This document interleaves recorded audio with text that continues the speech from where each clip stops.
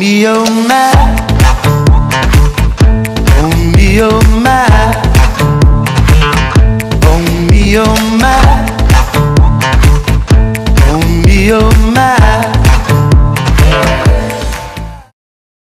Et nous nous retrouvons ici du côté du hall 6 pour cet espace, ce nouveau hall que vous vivez depuis le début de ce CEFIA. Nous sommes en direct avec Paul-François Julien. Bonjour. Bonjour. Alors là, c'est l'attraction, c'est le moment que nous vivons du CEFIA. C'est unique en France, c'est une première. Ah bah c'est notre ambition en tout cas. Depuis 2012, Bretagne Développement Innovation, qui est l'agence économique de Bretagne, avec le pôle de compétitivité Valoria, anime cet espace, l'usine agro du futur, avec le soutien de la région Bretagne et puis évidemment du CFIA. Et puis cette année, on a revu nettement à la hausse les ambitions. Donc on a, au lieu d'avoir 2 espaces, on a aujourd'hui 4 espaces et de très belles dimensions. Donc on va dire le pôle un petit peu historique qui est l'Innovation Hub qui regroupe un petit peu les acteurs de l'accompagnement de l'agroalimentaire de Bretagne et de l'Ouest. Donc c'est des centres techniques autour de la fédération Act Food Bretagne, Photonics Bretagne, c'est aussi Bretagne Commerce International et la BEA également. Et puis on a, pour la première fois, on a mis en place un village food tech avec une vingtaine d'entreprises et de start-up sur des thématiques assez diverses qui apportent des nouveaux services pour les industries agroalimentaires. Ce sont des entreprises qui n'ont jamais exposé au CFIA. On a évidemment un showroom absolument gigantesque, je pense qu'on peut le dire, de 175 mètres carrés avec une ligne de production agile de 15 mètres. C'est un vrai petit joujou. C'est un vrai beau joujou avec 12 à 13 entreprises qui se sont regroupées pour proposer une très belle animation très concrète pour les industries agroalimentaires. Et puis enfin, le dernier espace, c'est un pôle International Networking, mais je crois qu'il y aura une autre émission qui sera spécialement dédiée à cet espace. Et je pense que le plus intéressant, c'est d'aller voir les démonstrateurs dans le showroom, à commencer peut-être par la ligne de production agile de 15 mètres. Merci beaucoup Paul-François Julien qui est avec nous et nous sommes toujours en direct sur la chaîne CEFIA TV. C'est le moment de retrouver Guillaume qui est avec nous, Guillaume qui est au cœur de cet événement et qui est ici pour justement nous parler de ce beau joujou, de ce joli jouet, de cette attraction, énormément de monde. Alors si derrière vous ne voyez pas beaucoup de monde, c'est qu'on a fait un peu voilà, de place parce qu'il y avait énormément de monde quand on est arrivé. Bonjour Guillaume.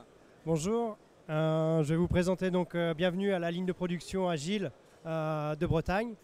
Donc je vais vous présenter rapidement la ligne de production. Ici on a un filet de poulet qu'on va directement mettre sur la ligne de production pour inspecter au niveau de la qualité du filet de poulet. Alors c'est un vrai filet de poulet ou non, c'est un faux? C'est ça, c'est bien un faux. C'est un faux et c'est du silicone puisqu'on n'a pas la chaîne de froid associée. Donc ici on a inspecté au niveau de la qualité, au niveau de la composition, si le filet de poulet était valide ou pas. L'opératrice ici vient mettre les barquettes directement dans l'operculeuse de chez Gelt. Les barquettes sont directement operculées, vont sortir de la machine. Alors justement, elle est équipée, hein? L'opératrice est équipée. Oui, donc la ligne de production a été pensée selon 3 axes, dont l'opérateur du futur, ici avec un exosquelette pour les positions semi-assis et debout. Allez, on continue. Donc ici, ensuite, on a les barquettes qui sont operculées. On vient faire un contrôle de la pesée directement via ce Kobo. Alors le Kobo, la définition d'un Kobo? Donc c'est un robot collaboratif. Il vient prendre en mode échantillonnage certaines barquettes, viennent les peser et vient voir si on est conforme ou pas vis-à-vis du poids de la barquette. Et là, la barquette poursuit son aventure. Voilà.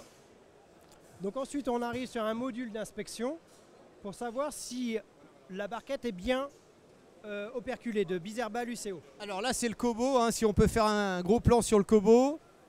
Que fait le Kobo? Donc le Kobo prend une barquette, vient la peser. On est à 521 grammes et on vient voir si on est bien par rapport à la gaussienne de l'ensemble des barquettes. Et là, que voit-on? Donc on voit un graphique comme quoi la position est ici au milieu, elle est conforme, elle est en vert et donc on vient repositionner la barquette dans le flux de la ligne de production. Combien de barquettes sont vérifiées? Donc en mode échantillonnage, c'est toutes les 5 barquettes qu'on vient prélever un échantillon. Voilà pour le Kobo. Elle est belle cette ligne, 15 mètres. On en a parlé en préparant cette émission. C'est une première en France et c'est au CEFIA. C'est une première. On a réussi à fédérer 13 acteurs industriels sur ce projet-là, réalisé en 4 mois. En soi, c'est déjà hyper ambitieux, hyper challenging et on a réussi à le faire pour une première sur un salon agroalimentaire. Une première sur le CEFIA, la suite justement de cette ligne de production. On vient contrôler donc la barquette, la soudure de la barquette, comme quoi c'est bien conforme. Si ce n'est pas conforme, on vient l'éjecter. Ensuite, ici, on vient déposer le fourreau directement par une machine de chez Gelt. Un fourreau qu'on a personnalisé avec l'ensemble des 13 acteurs de la ligne de production. Donc ici, la pose de fourreau. Et ensuite, on vient directement contrôler dans cette cellule-là la mise du fourreau directement sur les barquettes, donc dans ce petit module-là de vision industrielle, pour finaliser directement la mise en barquette dans le bac rouge. Dernier point, on a un petit robot home run qui vient prendre le bac rouge et vient l'amener dans la zone d'expédition qui est tout au début de la chaîne de production. Donc tout ça, on a vu le volet machine, on a vu le volet opérateur du futur et on a conçu cette ligne suivant un dernier axe, c'est on a réussi à connecter toutes ces machines-là de marques différentes dans un logiciel MES du groupe API avec le LinaPro, avec des graphiques en temps réel des données de production. Est-ce qu'on peut montrer les graphiques? Donc les graphiques ici avec un graphique radar montrant le nombre de défauts. Le nombre de défauts ici sur la ligne de production avec un Pareto et on a réussi à valoriser toutes les données avec le nombre de barquettes réalisées, le nombre d'arrêts, un logiciel complètement industriel, usine 4.0. C'est du live et c'est en direct ici dans ce hall, l'usine agro du futur qui vous accompagne et qui vient rythmer ce CEFIA. Quelle est justement la sensation, la perception des premiers visiteurs? Une première, donc les gens hyper intéressés, un projet qui correspond à leurs problématiques au quotidien. La majorité des industriels ont un volume de 40% que de commandes spécifiques. Ça correspond complètement à leurs problématiques au quotidien et ils s'y retrouvent. On reviendra, c'est sûr. Merci bien. Merci d'être avec nous. On termine avec donc le village Foodtech ou le Foodtech Village. Nous sommes toujours en direct avec vous. J'espère que vous nous suivez où que vous soyez d'ailleurs sur le plateau et à la fois lors des lives. Il est avec nous. C'est Jean-Luc Perrault qui nous présente. Donc c'est un peu moins incroyable que la ligne de 15 mètres, mais c'est tout autant impressionnant puisque nous les avons de temps en temps sur le plateau de la chaîne CEFIA TV Live. Mais voilà, ils sont juste derrière nous. Est-ce qu'on peut expliquer cet espace, Foodtech Village? Bien sûr, bonjour à tous.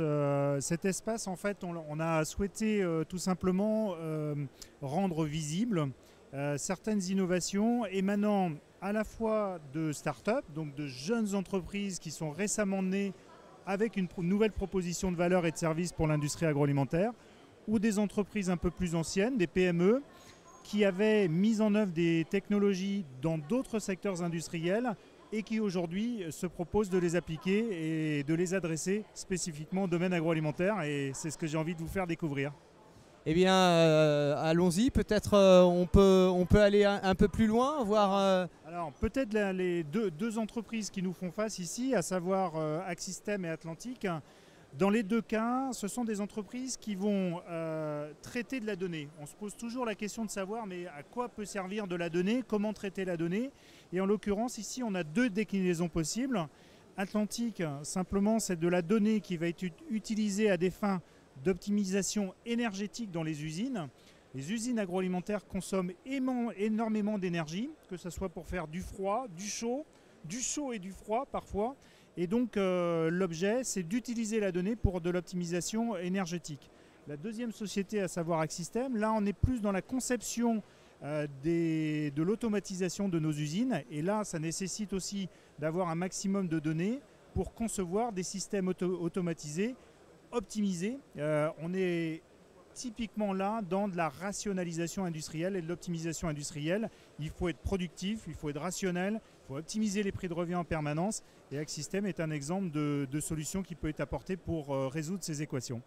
Beaucoup de passion, beaucoup d'engagement, beaucoup d'envie. N'hésitez pas à venir nous rejoindre Hall 6 pour venir visualiser l'usine agro du futur avec tous les acteurs, l'innovation au cœur de la chaîne Cefia TV, au cœur du Cefia.